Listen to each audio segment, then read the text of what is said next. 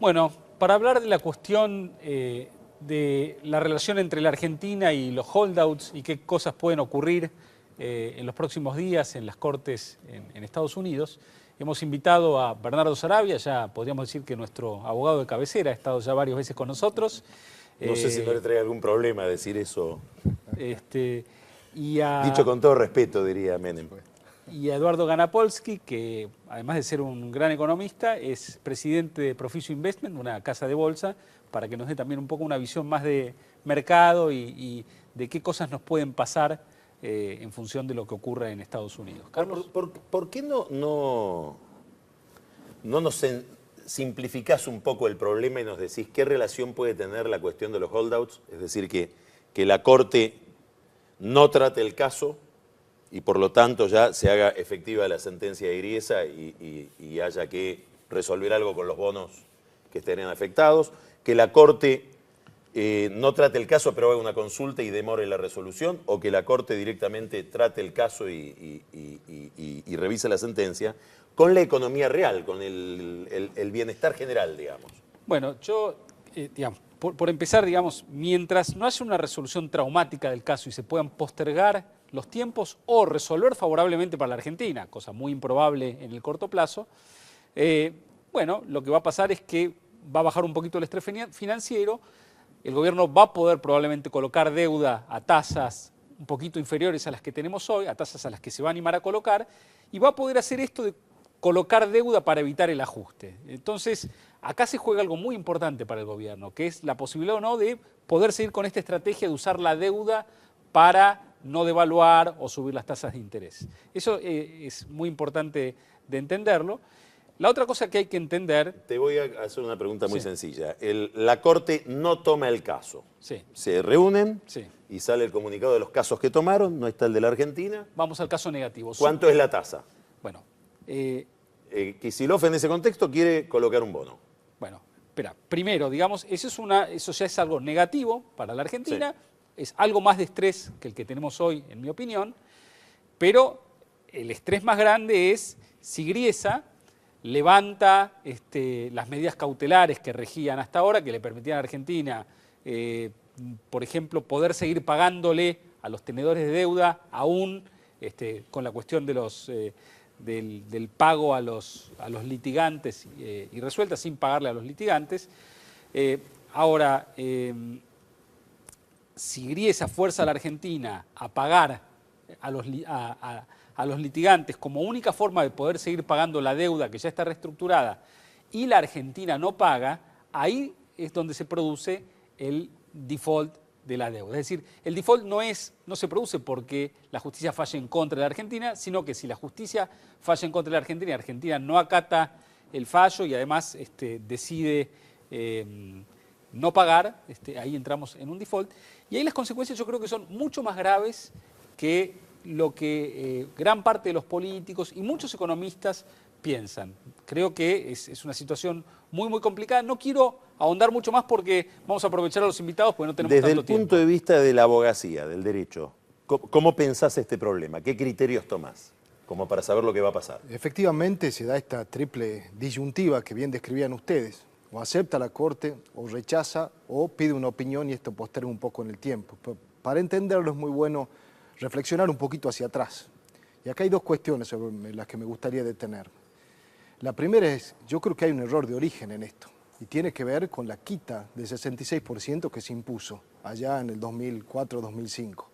Cuando uno compara con las otras reestructuraciones de deudas contemporáneas a esa, como fue el caso de Ecuador, de Rusia, de Uruguay, la quita fue del 55%. Y ese nivel de quita es el que originó el problema que hoy tenemos, que son los holdouts. Esta es la primera reflexión. La segunda tiene que ver con... O sea que la quita más grande de la historia, si es que lo fue, no fue un negocio tan... Fue un negocio de corto plazo y no va a ser un negocio, por lo menos a mi entender, en el mediano o en el largo plazo.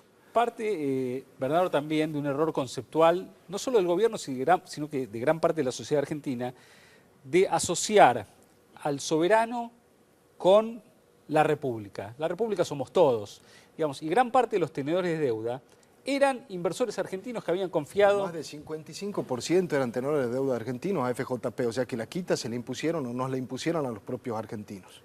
Seguí. La segunda cuestión tiene que ver con el desarrollo procesal, que es lo más interesante y que va un poco anticipando lo que podría llegar a pasar. La Argentina hay dos argumentos, si se quiere. Uno es el argumento, yo diría, para el olvido, los argumentos basados en las cuestiones políticas, hablando desde la TRI, las máximas autoridades, incluyendo ministros de Economía. Pero no solo eso, hablando a través de normas.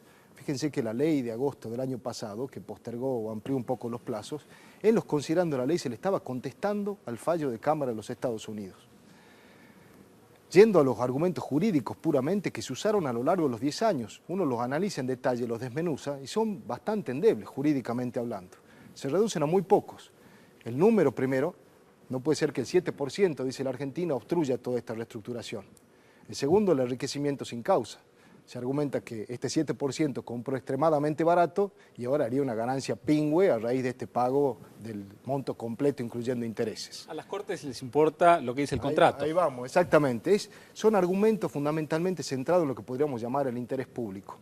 La Corte a esto, hay otros argumentos más, como que todo ese dinero se podría haber invertido en la Argentina y al final el impacto negativo que esto va a tener en reestructuraciones futuras de deuda que puedan ocurrir. La Corte contesta, como bien marcás vos, Nicolás, desde el contrato. Dice, la libertad individual, la autonomía de las partes. Usted firmó un contrato, República Argentina, usted se obligó a pagar, usted se obligó a permitir que esos bonos circulen libremente, más allá de que sean amas de casa o sean fondos buitres, se obligó a respetar la cláusula pari passu, y además dice, una sentencia contraria no significa algo adverso para el mercado americano, todo lo contrario, esto habla en todo caso de buena reputación. De respeto a los contratos. Respeto a los contratos. Yo no he visto, en el conocimiento que uno tiene de la jurisprudencia americana, que se falle a favor del interés público, sino en todo caso a favor de la libertad contractual y de la autonomía de la voluntad. Te quiero hacer una pregunta muy... O sea, hay otra filosofía Hay para otra mirar la filosofía. sociedad, digamos. Hay otra filosofía y esto te lleva, si querés, a lo que es el estatus procesal hoy. Hoy tenés 2 sentencias en contra de primera y cámara, segunda instancia, tenés medidas cautelares que lo que están disponiendo básicamente es esto, hasta tanto, si es que la Corte resuelve en contrario, se cae y hay que... Bernardo, ¿cómo afecta el hecho de que Argentina ya tuvo un fallo negativo por el caso British Gas, donde Argentina no pagó? Es decir, ¿cuándo pasamos a estar en rebeldía con la Corte por no pagarle a British Gas y si eso afecta negativamente lo que puede pasar ahora con la Suprema Corte? Es un antecedente... Cortito y ya pasamos, Eduardo. Sí, es un antecedente, no directamente, no afecta tan directamente, aunque Gris ha tomado en cuenta al momento de decidir todas estas situaciones. Así que yo creo que es relevante. Te hago una última pregunta. ¿Qué sensibilidad política tiene la Corte de los Estados Unidos? Tiene sensibilidad desde ya como cualquiera, pero se ata a lo que es un análisis enteramente jurídico. Y usted hace una reflexión final, y esto atarlo con lo que ha pasado con YPF y con el Club de París. Esto demuestra, todo este desarrollo muestra a las claras que lo que se está haciendo es patear los problemas a la administración que viene. Más deuda de YPF, más deuda del Club de París y, en definitiva, los riesgos de que un default efectivamente ocurra haciendo todo este análisis de datos jurídicos. La Corte Suprema de los Estados Unidos recibe 10.000 casos por año. Acepte el 1,1%. Estamos hablando de 100 casos. Las chances de que esto pase son muy bajas, como también son muy bajas las chances de que pida una opinión al Solicitor General, porque las chances son aún menores que acepte el caso a la Corte. Eduardo, suponete que dentro de unos días, el 12 de junio, la Corte, entre el 12 y el 16, digamos, no aparecemos en los casos que aprobó la Corte, que la Corte decidió tomar. Está vigente la sentencia de Griesa. Griesa levanta las cautelares y estamos en la misma situación que estuvimos en noviembre de 2012, cuando Griesa dijo, si ustedes no pagan a los holdouts, no pueden pagar el cupón de PBI en diciembre y entran en default. Bueno, son 1.300 millones de dólares que hay que pagarle a los holdouts. Después hay otros en otra situación porque no litigaron, que te llaman del gobierno como participante del mercado de capitales y te dicen, ¿qué hacemos, Eduardo? ¿Qué nos recomendás? ¿Pagamos, no pagamos? ¿Cómo procedemos? ¿Cuáles son las consecuencias de pagar, de no pagar? ¿Qué les dirías? Bueno, yo tomo un poco lo que estabas comentando vos antes de el default, qué pasa en el default, ¿no? Y ahí me sale un poco el economista y empiezo a pensar de atrás hacia adelante. Sí. Entonces, ¿qué pasa en el momento T, al final? Sí. Argentina tiene que pagar o defaultear. Sí. ¿Qué hace? Si yo lo veo como economista, el costo del default es inmenso. diríamos que no es una estrategia dominante del gobierno defaultear. Ni del gobierno ni de los holdouts. A ninguno les conviene. ¿Por qué? Porque básicamente, como vos comentaste en la apertura, Argentina necesita dólares. Necesita dólares porque tiene la cuenta de capitales negativa, la cuenta corriente negativa, se está perdiendo reservas. Entonces, si no quiere perder más reservas, algo tiene que volver positivo. La cuenta corriente está un poco difícil para volverla positiva. Ahora, pensá que el gobierno usa la partida simple y te dicen, le vamos a pagar 1.300 millones de dólares. Ok. Luca Pacioli. Sí, está bien. El punto es, ellos entendieron que necesitan los dólares, por alguna razón, ¿no? Y de hecho han ido moviendo en ese sentido, porque han hundido plata.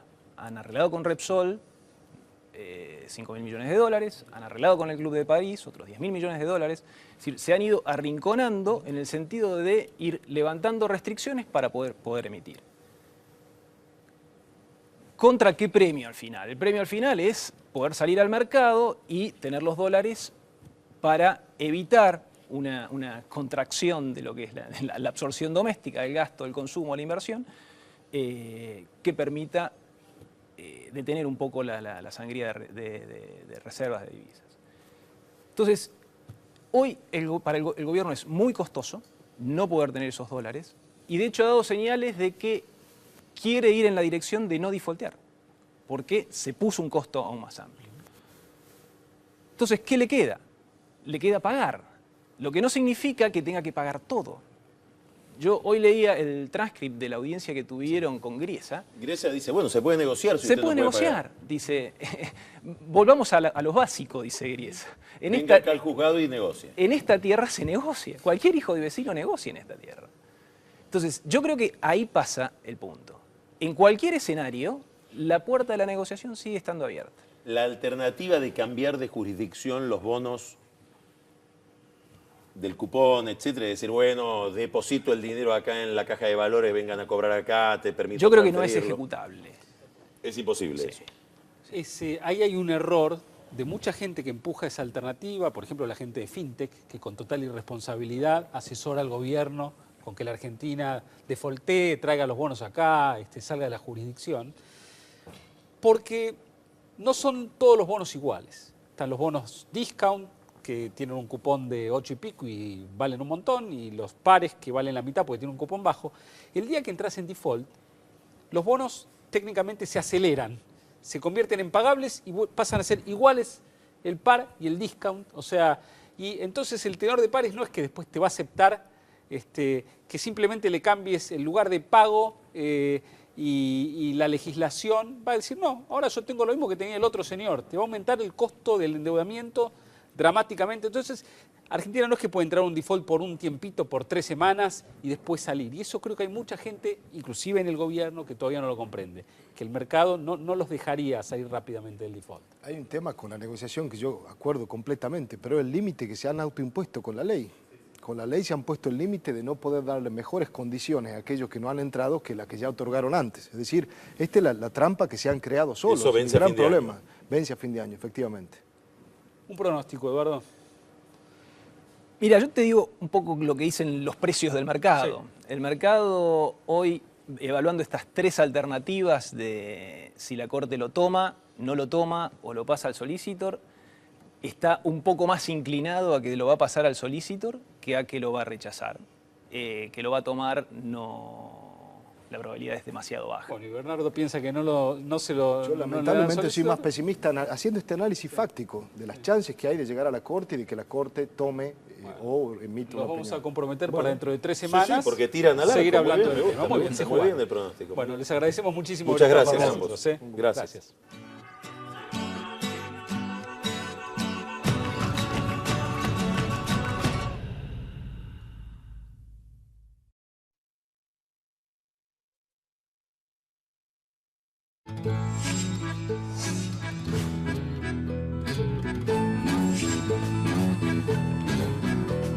Ingresá a buenosaires.gov.ar/terminal la secundaria y da el primer paso hacia tu futuro. Buenos Aires Ciudad, en todo estás vos.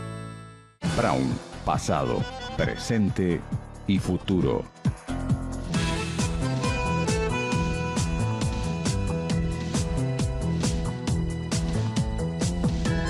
Almirante Brown, ciudad de las artes y las ideas. Queremos estar con vos. Proyectemos juntos. Construyamos juntos. Progresemos juntos. Macro, tu banco cerca, siempre.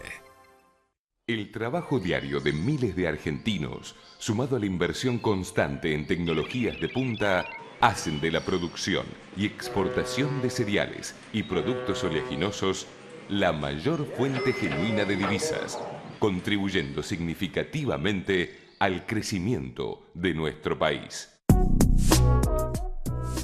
Hace valer tu derecho a la excelencia. Universidad Metropolitana para la Educación y el Trabajo. Ya está abierta la inscripción. Informate llamando al 0800 222 UMED en www.umed.edu.ar o acercándote a Sarmiento 2037. UMED, tu derecho a la excelencia.